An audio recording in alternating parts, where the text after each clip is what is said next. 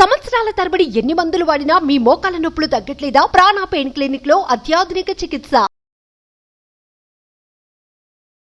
నమస్కారం విజయ మేడం. నమస్తే శిరీష. మనకి అందరూ నచ్చాలని రూల్ లేదు. అలా నచ్చకపోవడానికి కూడా మన దగ్గర చాలా కారణాలు ఉంటాయి. ఆ సిచ్యువేషన్ బట్టో, లేదు అంటే వాళ్ళు మనతో ప్రవర్తించే విధానం బట్టో, వాళ్ళ యాటిట్యూడ్ బట్టో రకరకాల కారణాలు. అలా మనకి ఒక పర్సన్ నచ్చలేదు అని మనం ఏ విధంగా ఎక్స్ప్రెస్ చేయొచ్చు అంటారు? సో ఆ వ్యక్తి ఎవరు, ఆ వ్యక్తులు అన్న దాన్ని బట్టి అసలు కొన్నిసార్లు మనం ఎక్స్ప్రెస్ చేయాల్సిన అవసరం కూడా రాకపోవచ్చు.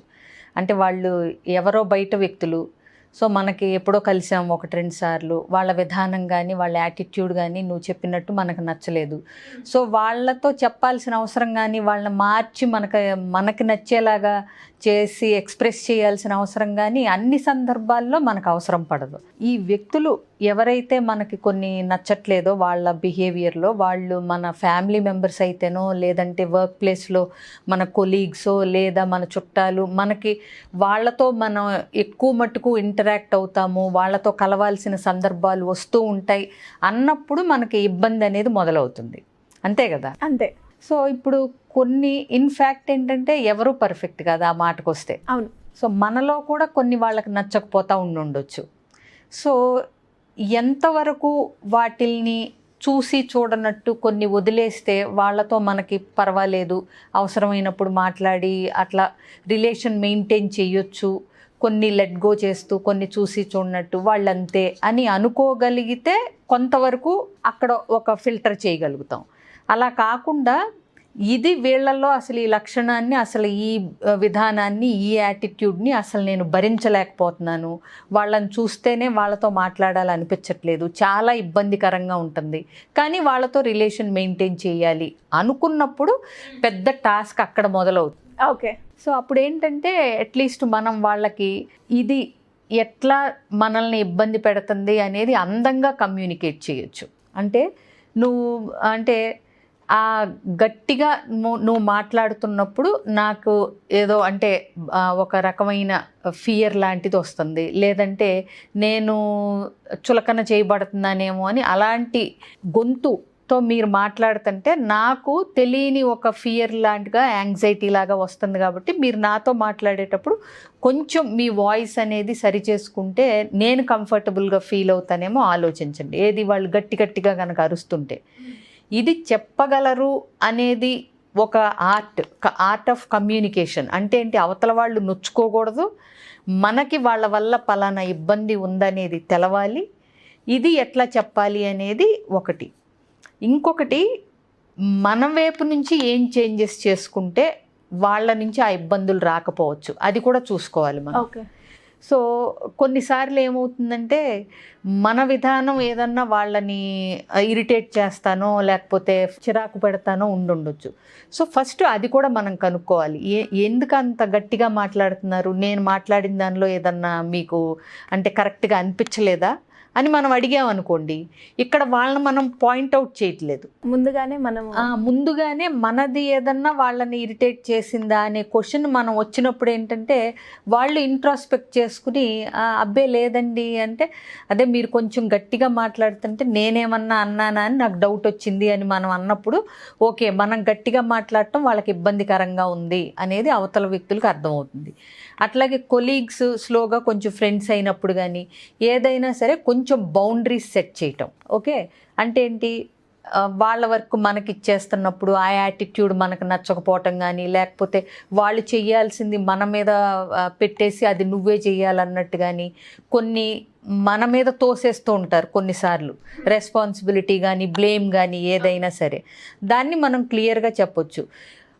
మీరు చేసేది నాకంత కరెక్ట్ అని నాకు అనిపించట్లేదు, మేబీ నేను ఇలాంటి ఎంటర్టైన్ చేయను, ఇంతవరకు అయితే నాకు ఓకే, కానీ అది దాటితే ఐ కాంట్ టేక్ అనేది మన ఏదైతే తీసుకోలేమో అది వాళ్ళకి క్లియర్గా చెప్పొచ్చు, వర్క్ ప్లేస్ కాబట్టి. ఇకపోతే కుటుంబ సభ్యులు ఉంటారు, వాళ్ళది అంటే మనం చెప్పాలి, వాళ్ళకి అర్థం చేయించాలి, ప్లస్ దానివల్ల మనకి ఇబ్బంది రాకూడదు, వాళ్ళు హర్ట్ అవ్వకూడదు.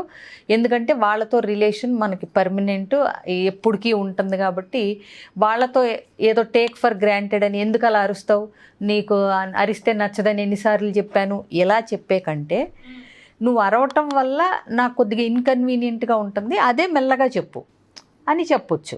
లేదా 2-3 సార్లు అయిన తర్వాత నువ్వు ఇంకొకసారి కనుక అరిసి చెప్తే తెలియకుండానే నేను కూడా అరుస్తానేమో, తర్వాత మళ్ళీ నన్ను అనకూడదు నువ్వు అరిచావని చెప్పి. ఇట్లా కొన్ని టెక్నిక్స్ అంటే ఏంటంటే, ప్లస్ అవతల వ్యక్తులు అరుస్తున్నప్పుడు వాళ్ళు ఫుల్ పీక్లో కోపంలో ఉన్నారని తెలిసినప్పుడు మనం కొంచెం ఆ టైంలో మాట్లాడకూడదు. తర్వాత ఇందాక నువ్వు ఫుల్ ఎమోషన్లో ఉన్నావని చెప్పి నేను ఏం మాట్లాడలేదు, బట్ నీకేదన్నా కోపం వచ్చినా నాలో నచ్చకపోయినా నువ్వు చెప్పాల్సిన విధానం ఇది అని మనకు ఎలా కావాలో అలా చెప్పాలి. నేను ఇంకోసారి ఇట్లా అరిస్తే దాన్ని ఎంటర్టైన్ చేయదలుచుకోలేదు. నీ కోపం రావచ్చు, సహజం అది, బట్ నీ కోపం వచ్చినప్పుడు నాకు ముందే ఇలా హింట్స్ ఇవ్వు, ఇలా చెప్పు, అలా చెయ్యి అని చెప్పి మనకెట్లా కావాలో అలా చెప్పొచ్చు.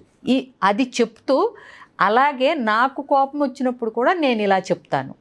ఎందుకంటే మనం కూడా అదే పని చేయాలి కదా. అవతల వాళ్ళకి ఎంతసేపు నువ్వు ఇలా చేయి నాకు బాగుంటుంది, నువ్వు ఇలా అరవకు నాకు నచ్చదు అని చెప్పటం కాదు, నీకు ఎలా కావాలి. ఒకవేళ నాకు కోపం వస్తే నీకు ఎలా చెప్పమంటావు, నాకు అలా నచ్చుతుంది కాబట్టి నిన్ను అలా చెప్పమంటున్నాను. ఒకవేళ నీకేదన్నా నాలో నచ్చకపోతే చెప్పు, నేను కరెక్ట్ చేసుకుంటాను. ఎందుకంటే ఎప్పుడైనా సరే అవతల వ్యక్తిని మనకు తగ్గట్టుగా అంటే కొంచెం మారండి అని అడుగుతున్నప్పుడు మనం కూడా అవతల వ్యక్తులకు తగ్గట్టుగా మార్పులు చేర్పులు చేసుకుని 2 వైపుల నుంచి ఉంటేనే ఏదైనా సరే బాగుంటుంది లైఫ్ ప్రయాణం కానీ ఏదైనా సరే. సో ఫస్ట్ ఆఫ్ ఆల్ అసలు ఆ వ్యక్తులకి చెప్పాలా, వాళ్ళు మనకి జీవితంలో ఎంతవరకు అవసరం అనేది చూడాలి. 2 ఒకవేళ బౌండరీస్ సెట్ చేయగలగాలి. వాళ్ళ బిహేవియర్ మనకు నచ్చకపోతుంటే ఎంతవరకు వాళ్ళని మన ప్రైవేట్ స్పేస్లోకి రానివ్వచ్చు అనే బౌండరీ మనం సెట్ చేసి ఆ బౌండరీస్ వాళ్ళకి చెప్పాలి. మన క్లోజ్ ఫ్యామిలీ మెంబర్స్ అయితే కనుక చక్కగా కూర్చుని డిస్కస్ చేసుకుని నాకు ఇలా ఇష్టం, నీకు ఎలా ఇష్టం, నువ్వు ఇలా చెప్తే నాకు బాగుంటుంది, నేను ఎలా చెప్తే నీకు ఇష్టం. సో ఇలా కనుక్కున్నప్పుడు ఆ యాటిట్యూడ్స్ కానీ బిహేవియర్స్ కానీ మనకి ఏదైతే నచ్చట్లేదో అది కొంచెం మాట్లాడుకుని చేసుకోవచ్చు. మన ఫ్యామిలీ మెంబర్స్ ఎంతకి మనకి అర్థం చేసుకోవట్లేదు అనుకున్నప్పుడు కౌన్సిలింగ్కి వస్తే సరిపోతుంది. మిగతా వాళ్ళతో అయితే కనుక ఎవరిని ఎక్కడ ఉంచాలో అక్కడ క్లియర్గా ఉంచటం అనేది మన అసర్టివ్గా చేయగలగాలి. ప్లస్ ఫ్యామిలీ మెంబర్స్ అనేవాళ్ళు ఎప్పుడూ మనకు క్లోజ్ కాబట్టి మ్యూచువల్ అండర్స్టాండింగ్తో ఇద్దరు సెట్ చేసుకుని, సెట్ అవ్వట్లేదు అనుకున్నప్పుడు పెద్దల సలహా కానీ కౌన్సిలింగ్ కానీ తీసుకుంటే సరిపోతుంది. సో మరి ఇలా రకరకాల సమస్యలతో బేసిక్గా ఫిజియలాజికల్గా కాకుండా సైకలాజికల్గా ఎక్కువగా రకరకాల సమస్యలతో అయితే బాధపడుతూ ఉంటారు.